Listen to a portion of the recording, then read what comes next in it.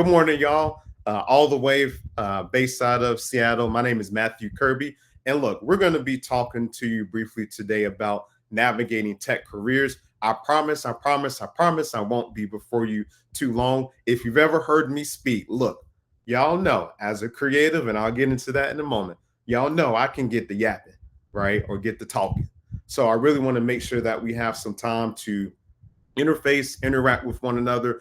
I likely will transition into Q&A and interaction towards the bottom of the hour, but we'll take it one thing, one topic, one slide at a time. So with that being said, thank you all for coming in today. Thank you all for attending the conference. So on your end, in your room, in your closet, in your car, wherever you're listening to this at, feel free to give yourself a little golf clap, like just like this. Thank you so much for attending. I'm looking forward to it. So today's subject is we're going to be talking about navigating tech careers. Y'all, if we can be real for a moment, we know in today's time, today's market, we are literally living in the upside down. So we're going to be getting into that. How are we approaching that in today's time? How are we leveraging that value, those growth strategies, all of that?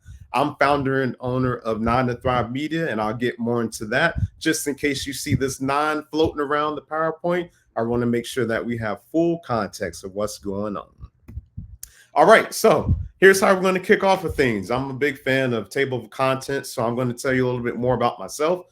Then I want to ask a rhetorical question on why are you here? Not just in this session, but what brings you to BITCON of this year, right? Then we'll get into the topics, right? We're talking tech careers. We're going to be going over briefly the objectives because I really want this to be impactful for you all and have some takeaways.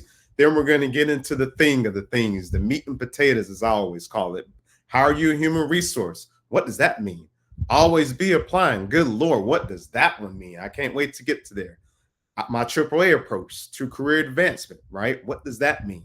And then how we talk about networking, sponsorship, mentorship, all the things. And then look, y'all, I'm going to conclude, right? Because it's a very special day, not just for the conference, but for myself. And I can't wait to get into it. So before I move forward, who am I? Matthew Kirby, right? I'm based out of Seattle, originally from North Carolina, went to A&T. Shout out to all the Aggies, number one, but all the HBCUs as well. My background is this. Y'all look, I've been on the HR side of the spectrum for well over a decade now. In tech, out of tech, around tech, up tech, down tech, right? My background is pretty diverse on purpose and intentionally. So please feel free to connect. Send me a connection on LinkedIn. There'll be a slide where you can do your QR codes and all that. But in the meantime, click on that link. I'm very excited to not only be a speaker today, but also just have a real conversation on how are we navigating this thing, not just tech careers as today's subject, but just how are we navigating? How are we doing, y'all? Because we're in some very interesting times. So let's get right into it. I want to make sure that as I'm talking, as we're discussing things, think about that why and why you are here, because that matters as well. All right, so here's our learning objectives today, right? Just a couple here. I really want to make sure that there are some key takeaways. There are some key things that stick, right? Because the more things stick, the more things resonate. The more things resonate, the likelihood of taking action goes up. So we want to talk about how we are identifying our unique value, right? What does that look like, right? What makes you so special in a world full, in a job market full of so many people? Good Lord. Develop and always be applying mindset, right? How are we thinking about not only practically what that means, but is applying in this context only limited to the very active putting in applications, right? Is there something more broader than that? We'll get into that. How are we increasing our assertiveness, our accountability? Look, y'all, we're in some very interesting times, and I always trying to encourage people to look at this point. You got to assert yourself. You got to be brave. You got to get out there. Doesn't mean that you can't be strategic, but we have to assert ourselves in a way that says, look, we know the common saying, closed mouths don't get fed, and I don't want none of y'all to go hungry. So let's talk about assertiveness, but let's also talk about accountability as well. And then we're going to get into sponsors, mentors, coaches. What does that even look like today? I'm sure you all have seen that on LinkedIn nowadays. Everything seems like a service nowadays. right? What does that look like? How do we find people or be in places that are really going to be a benefit to us? And then, good Lord, this can be scary for some, but we're going to be talking about managing up. What does that look like? How do we advocate for ourselves? How do we say what we want, when we want it, how we want it, right? But let's also make sure we're holding up our end of the bargain. And then building a personal career blueprint. Look, y'all, I'm a huge checklist person, right? And some of you all may be as well. So let's think about what that blueprint looks like, the skeleton. How do we get from A to B and from B to Z? All right. How are you a human resource? For those of you that aren't familiar with me, I am host of the Young Black HR podcast. We've been around since about 2018, 2019, right? Heads up for those of you that have been tuning in. We are recording, producing all the things in the background for season 9 coming up. But our fundamental question that we ask on this show is, how are you a human resource? As you could probably imagine, everyone answers that differently, of course. This question means one thing to somebody, this question means something else, right? So you can always go back to our first season, way back in the beginning, episode 1, Human Resources, his story. And I get into, at that time, what my background is and all that. But as we think about how we're a human resource, a few things come to mind for me. Number one, I'm always going to talk about, what's your value, right? The sooner we can begin to answer that question for ourselves, that's going to dictate, influence, guide, provide for everything else that comes after that. We got to understand what we're bringing to the table. What y'all good at? What y'all not good at? What's those skills that pay the bills? And as you will oftentimes hear me refer to it, what are your superpowers? Right? I need to know what you're working with. You need to know what you're working with. So that when we understand how we identify our value, now we can start to showcase these things, right? We know LinkedIn and other places are just a highlight reel in many applications, but we want to make sure that we showcase these strengths, not just online in our digital presence, but also every day on our jobs. The goal is to be so valuable that you arguably, I'm going to put this in quotes, that you arguably are termination proof. Now, we know nobody is safe, but the idea is to be so valued.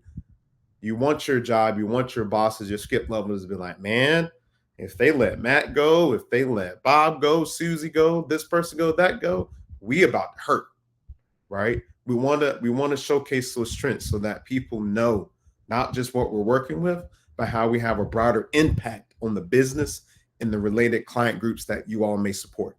And self-awareness. This can get tricky, y'all. It's great to give affirmations to yourself. It's great to get feedback. It's all of that. But we have to be very in tune on how we not only build or continue to develop and build our self-awareness. Because sometimes, I don't know, y'all, maybe it's just me, but sometimes, people can go years, months, days, week, and not really do that introspective work that is really needed for them, for us individually, to be able to help us recognize, hey, of course, what am I doing great at? That's all fine and dandy. But what are some of those things that I have room to improve in and room to grow? You can use those opportunities and leverage those in a way that is not, of course, a superpower, but it's one of those things that can be strategically applied in a manner that's going to help you get to where you want to go. Self-awareness is so important, y'all. That's a whole topic by itself. And then as we think about, this broader question, how are we a human resource? Sometimes that answer is defined through your relationships, your partnerships, your proximity to people who are sponsors or advocates or mentors. It's always great to get that 360-degree feedback, right? Because you're going to need those people or person or group of people, the group chat, this, that, and the third. We're going to need that outside looking in perspective, because when we think about how you're a human resource, we want to make sure that we incorporate this approach in how we use our strategies, not just for promotions, or any type of leadership roles. But especially if you're a job seeker, how are we applying that to get to the next role, the next gig? And we love success, y'all. We love a good success story. Every day on LinkedIn at this point, you always see one of those examples of, someone's down and they rise from the ashes, rise as a phoenix. But one of the things that I always challenge people to think about, and I'll encourage you as well, are we doing our part to not creating or to be a part of making those ashes for folks to rise up out of in the first place? Whatever happens if the phoenix never had to rise from the ashes and they can just frolic and not be so dirty or dusty this whole time? And then as we think about turning those strengths into career opportunities, right? We're all phoenixes. We all have superpowers. We are all a human resource. Now, how we start to make those moves, and if we're being honest, to pay the bills, to save, to take care of loved ones, to do whatever you need to do, because many may agree or may believe that, look, a job or career is a means to an end.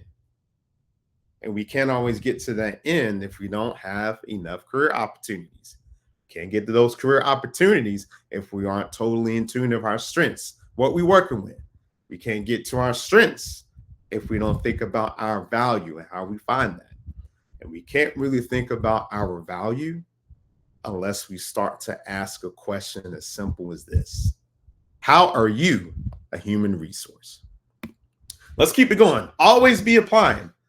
Good Lord, if you were to ask me about a decade ago that when people not just tune in to Young Black HR or just interface with Matthew Kirby in the real life, how sticky this saying is: always be applying, always be applying, always be applying. And really, how do people perceive that? What does that mean? How is it interpreted? So here's this. When I think about always be applying, and of course you can tune in to the episode of Young Black HR and get the full spiel, but here are the key takeaways. When we think about always be applying, I'm gonna start with this. Notice how nowhere on this slide limits always be applying to just doing applications and going through that rigmarole at this point. Always be applying says a few things. We got to know when to move on, right? A wise person once said, sometimes you got to know when to hold it, when to fold it, and when to let it go. We're always assessing. We're always applying our situational context to identify, in this example, any type of barriers or roadblocks in our growth potential, but also how we apply that as we're seeking new career opportunities and beyond. How are we applying ourselves proactively? Stay ready so you don't have to get ready, a wise person once said. So how are we engaging our continuous learning and journey, doing new projects, strategically going adjacent to our scope, right? I know scope is important. Or practically speaking, man, that ain't in my job description, yo. But how are we picking and choosing certain things that are beyond the day-to-day responsibilities in a way that says, hey, look, I'm doing a new project because I have this goal in mind. I'm expanding my skill set because I'm trying to get to here. I'm nerding out a little bit in whatever disciplinary area I'm in because I always want to be a student. And then we apply that to human beings. As much as I can't wait for the next BITCON to be in person and all that, we got to network. In this case, virtually. How are we building those relationships, y'all, with folks? This is a good example. BITCON. It's an industry event. You're going to see and meet and interface and chat and do this, that, and the third with a lot of people. Come network, come connect with me as well. One of my call to actions that I have for folks, I say, look, whether you're a job seeker or not, if there's an industry, is there a company or space that you're interested in, send it to me, preferably a little list. And then what I'll do is do handoffs for you. I do handoffs all day, every day, in and around the career spectrums. We have to leverage these types of relationships because number one, I tell people as HR, look, HR always talking to one another, colleagues in and around different industries. HR oftentimes is, clearly responsible for hiring. Shout out to my talent acquisition folks, my recruiters, my sourcers, my talent managers, everybody. So, how are we leveraging these types of relationships to get to where we want to be? One of my call to actions to many on a given daily basis is look, if you looked at your LinkedIn and almost everybody is in your exact same field of profession, you could be doing yourself a disservice. It's great to be connected to engineers and PMs and AI folks nowadays. But remember, you're going to need those strategic supporters as well. So let's make sure our spaces are diversified. And how are we adopting that growth mindset? Always be applying has little to do with the actual thing or action of just filling out job applications. We have to apply ourselves to continuously adopting that growth mindset. We have to treat every experience, I'm going to say that again, every experience, wins, losses, everything, all of it, as a learning opportunity. Because we need to prepare ourselves and work with people that'll help us in our circles for that next career milestone, whatever that looks like to you. So when we say, or when we talk about, or when you hear myself, our show, Young Black HR, people around you, without always be applying mindset, for me, I tell people, look, some of y'all right now stressed in y'all jobs as job seekers, is this, that, and the third. And I always try to encourage and remind people to look, don't get mad, apply. Always be applying, right? How are we thinking about getting ourselves as much as we can out of those situations that may not be fruitful for us? And here's my AAA approach to career advancement. No pun intended. If you know me in real life, I'm just a cheesy dad. Don't mind me. But I always like to associate certain things with acronyms and all that jazz. So when we think about my AAA approach to how I've been able to advance in my career and impart this on to you is a combination of being assertive, being accountable, right?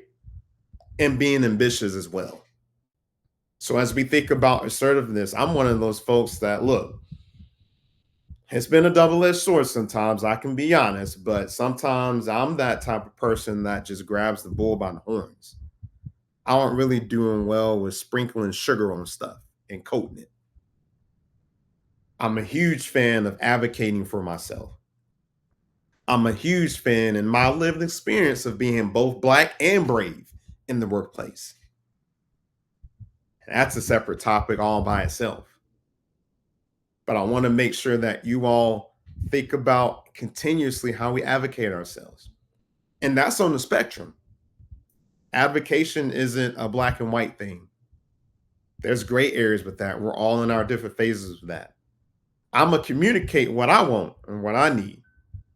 And my goal is to do my part to make it easier for my manager, my skip level, right? My division leader, etc., to say that yes. And a part of saying that yes is being accountable too. One of the things that I do on LinkedIn as an example, and contrary to, just people doing thought pieces and sharing wins and this, that, and the third, I love me some accountability. It doesn't always feel good, but it's something that's necessary. It may not taste good like some medicine, but it's important that we all take ownership of both wins and losses, but more broadly speaking, growth. Let's set these goals. Let's follow through. Document, document, document. And I'm telling you that from an HR perspective. Many of you in your particular roles, for those of you that are employed, you likely have some sort of goal tracking system, HRIS or Workday or this or that. Take that seriously. Continue to.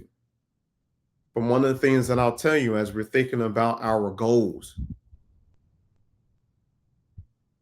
make sure you write those down in a way that is not only true to what you want to do, But also, we want to make sure that these goals aren't just measurable, but make sure they strategically align with where your division is going, your particular business unit, maybe the company as a whole. That value add of not having goals for just self purposes, but having goals that will signal to your higher up colleagues, managers, or whatnot, that says, hey, look, he just doesn't want to go grab a PMP, right? Or a SPHR or an AI cert or take a class or go to a conference. He's thinking about how this goal will broadly fit into the bigger picture as not just the individual contributor or leader, but as someone who really understands business in a way that they're aligning their goals to that business. And then look, you got to be ambitious. This is one of my favorite ones here, right? After we're thinking about, how we be assertive, how we be accountable, we also have to be ambitious. How are you showcasing what that looks like? Is that high risk, high reward? Is that going after leadership opportunities? Is that mentoring? How are you overall being proactive in those efforts? I've had the pleasure over my career, just as an example, to be a mentor to many. And not just here in the United States. Some of my favorite mentees, if you will, have come out of LATAM. Shout out to everybody in LATAM who's tuning in. When you take those superpowers, remember what I said earlier, and apply them globally, if you have the opportunity, it really makes it valuable. It's really ambitious. But it's also one of those ways that you can assert yourselves and putting some meat to those otherwise career goals that you have. So we're going to quickly pause here. Shout out to everybody that's just walking in, that's just coming in, moving and grooving. Shout out to the latecomers. I love you all. If you all have either been here or just tuning in, we are talking about career advancement in the tech careers. We almost done, y'all, until we get to the fun part. We've talked about how are you a human resource and what that means. We've talked about always be applying and what that means. And now if you're just tuning in, we're now wrapping up the stage where we're talking about that AAA approach to career advancement. So welcome, join in. And just as a reminder to reset the room, because my screen is in full screen presentation mode, I cannot see the chat at this moment. So after we get to the end of the slide, I'll still keep the window up, but I'll be able to go back and forth at that point to go through questions, comments, etc. All right, y'all, let's get right back into it. Thank you for the commercial break. All right, so let's get into networking, sponsorship, mentorship. We've all heard this, either one of these things before or all of them. We all have an idea, perhaps, what that means to you. But one of the things that I always like to make sure that we're inclusive of is networking, not just for networking's sake. I'm giving you the head start, the jump on this. I'm actually going to be posting some content on LinkedIn, perhaps YouTube, etc. When we think about performative networking, connecting for folks just to be connecting, and not really being meaningful or intentional with our networking. One of the theories that I have around this, and I'll pick on LinkedIn, is what good does it do for you to network on LinkedIn and you're not even tuned in on with what your network is doing, what's going on? You ain't got no notifications turned on. You ain't checked in on people in umpteen months, weeks, years even. You just filling up your allotted allocation for how many people you can connect with. For introverts, shout out to the introverts like me. How are we building those authentic relationships by events, both virtually and in person? One of the things that I'll tell you, y'all, is that as much as I love storytelling, having a great conversation, I be needing to step away or do some Irish goodbyes, if you know what those are, from people sometimes. Even as we think about speaking from a national stage, and I'll use this as an example. BITCON will likely be my third and last speaking engagement on the national stage for this year. I've spoken at other conferences throughout the year, but for me, I'm good if you give me 3 or 4 big ones in the year. And that's not including smaller ones, etc. Let me be clear. But how are we networking through either attending, through speaking, through pitching, right nowadays? How are we engaging folks on these platforms, whether LinkedIn or otherwise? And especially as we think about professional platforms that may even be non-traditional. How are we staying visible? One of the things that I tell people with 9 to 5 media, and you'll see more about this in a later slide, is that we operate in the space or with the mindset that exposure equals currency. Exposure equals currency. Exposure equals currency. Now, what that mean practically? I'm not sitting here saying you need to go be a whole influencer posting every day, this, that, and the third, but give me 2 or 3 a week. Y'all know on LinkedIn, nowadays you could just schedule stuff. A lot of my posts, they're new to y'all, old to me. Because sometimes just the way I'm moving and grooving in my daily thoughts, I'll be like, man, this sounds good. Right? Or I just had a conversation about X. I want to make sure that we stay visible. Sponsorship. Everybody loves some good sponsorship. How are you surrounding yourselves or even playing that bigger game of hide and seek for leaders that can advocate for you or people? Don't you got to be leaders? Is that in the form of getting a certification paid for or something like that? Or an idea of a project or something funding? How are we thinking about sponsorship, especially nowadays, where money is tight?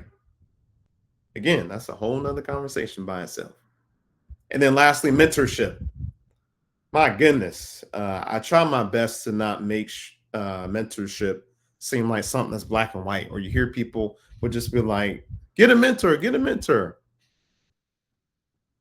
And whether you're introverted or not, or don't like people or not, well, how are we going to do that? Nowadays, you see a lot of mentorship as a service. I'm like, hold on now. I got to pay or I got to subscribe to you to be a mentor. If you're anything like me, as much as possible, of course, free is for me.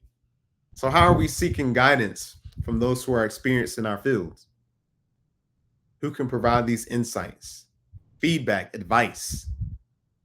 Because especially nowadays, we're going to need that networking, that sponsorship, and that mentorship. All right, y'all. We are around the bottom of the hour. I told you all I'm not going to be before you long because I love to get into the interaction piece of this. Otherwise, I'm going to keep yapping. And I don't want to do that. I don't want to do that. So as we kind of conclude for this portion of our session, as we think about how we're navigating tech careers, 2 main takeaways, y'all. I want to make sure that today's section has empowered you and enabled you to look into your career growth and what that looks like. And the 2 primary ways that I've had success, the Young Black HR community, the 9 to Thrive community, etc.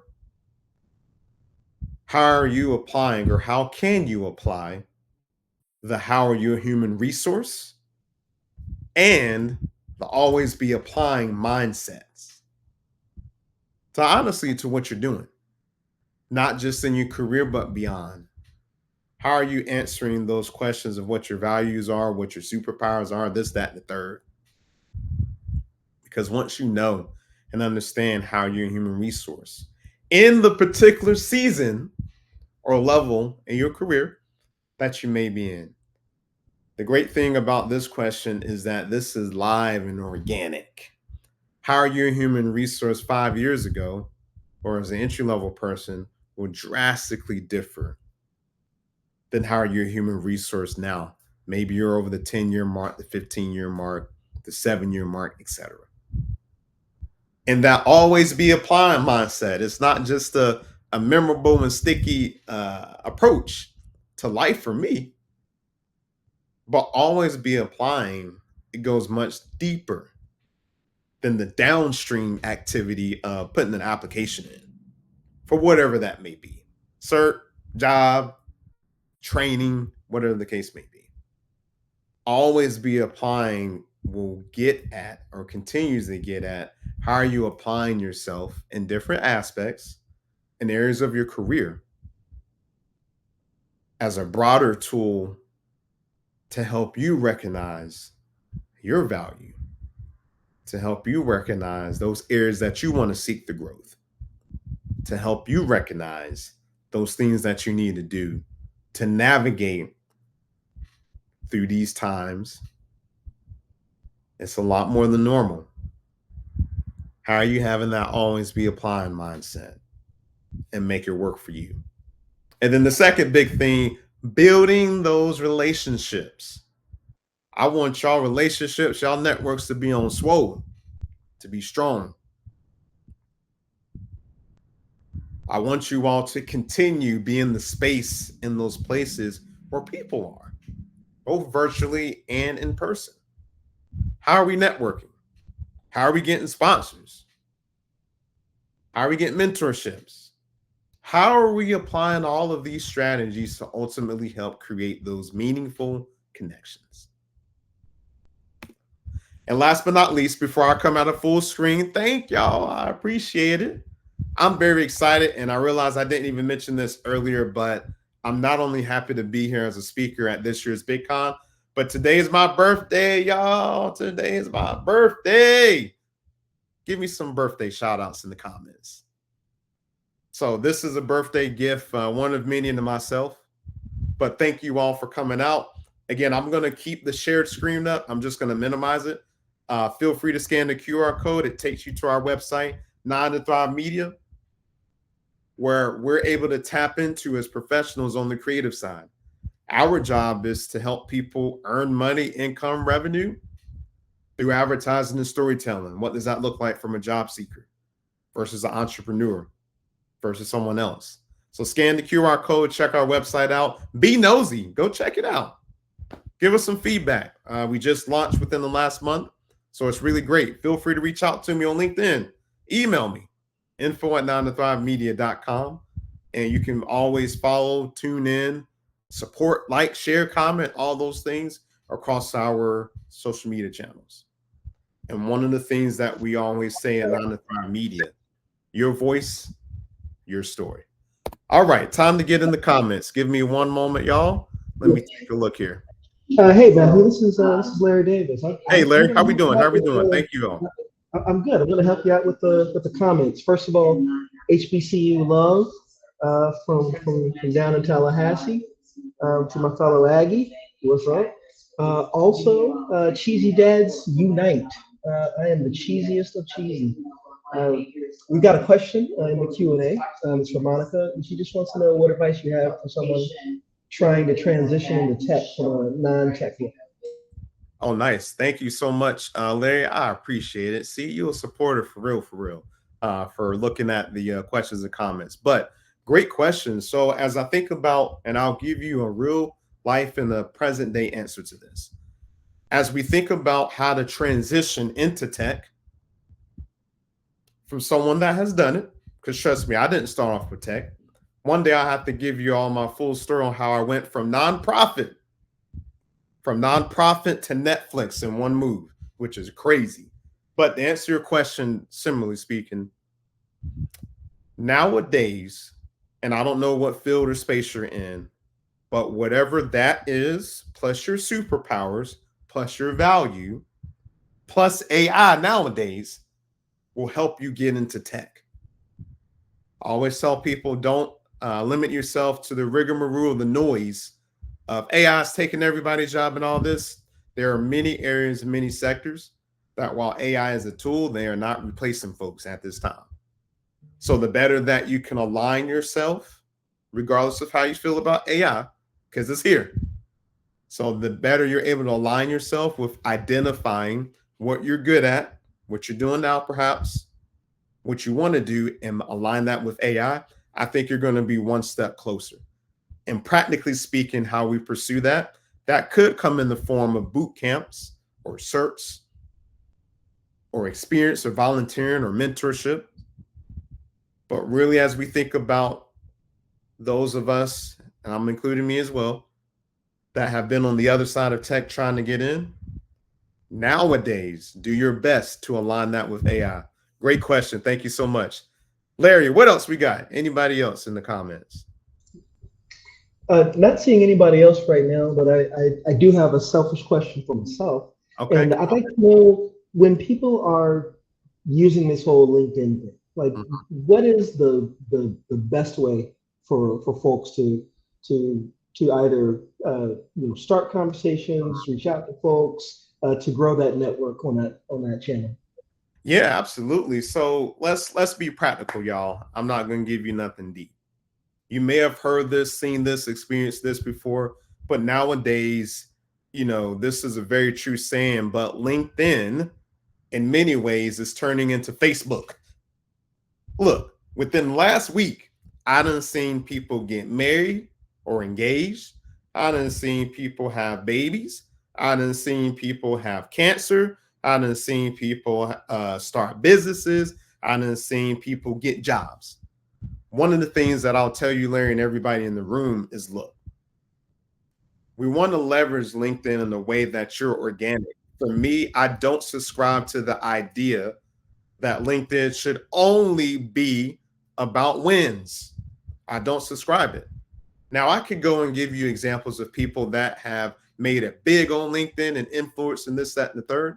But the common denominator, the through line, and getting to your point about how we start is, look, just build the habit of posting something on there. One of the things that we do at 9 to 5 Media, especially for professionals, is you'll hear me yapping, preaching, however you want to call it, about how, especially for Black and brown professionals, we are social media shy in some instance. We are camera shy. We are audio shy. We are public speaking shy. And when we think about platforms like LinkedIn, you have to feed it, right? LinkedIn and other social media channels are like akin to, I don't know, a teenage boy always eating stuff. Don't you get full? And LinkedIn and other places tell you no, they don't get full. So how we get started is simple, baby steps. If you aren't already posting, Larry, my call to action is give me 1 to 3 times a week. Let's build a habit first. Let's also, from a contents perspective, Larry, and everybody else in here, I don't care what you do, how you do it, how long you've done it. What we collectively aren't the best at always as a people is showcasing that thought leadership. Because unless I've been your direct coworker, colleague, etc., I don't know in real life what you're working with outside of perhaps what I can read on a profile. Show me what you're working with the thought leadership. And lastly, as we think about getting into frequency, getting into what we talk about, humanize yourself. Every single post on LinkedIn ain't got to be something career related. You're seeing people more and more humanize themselves in some of those examples that I gave earlier. Now, sometimes we can be scrolling and be like, this person doing too much. Why I got to know this, that, and the third, right? But I support more broadly, especially as we're in these tricky times of expressing ourselves and speech and all that. I'd rather for you to over-index on humanizing yourself than being a part of your own demise in the sense that limits you to only one particular portion of you.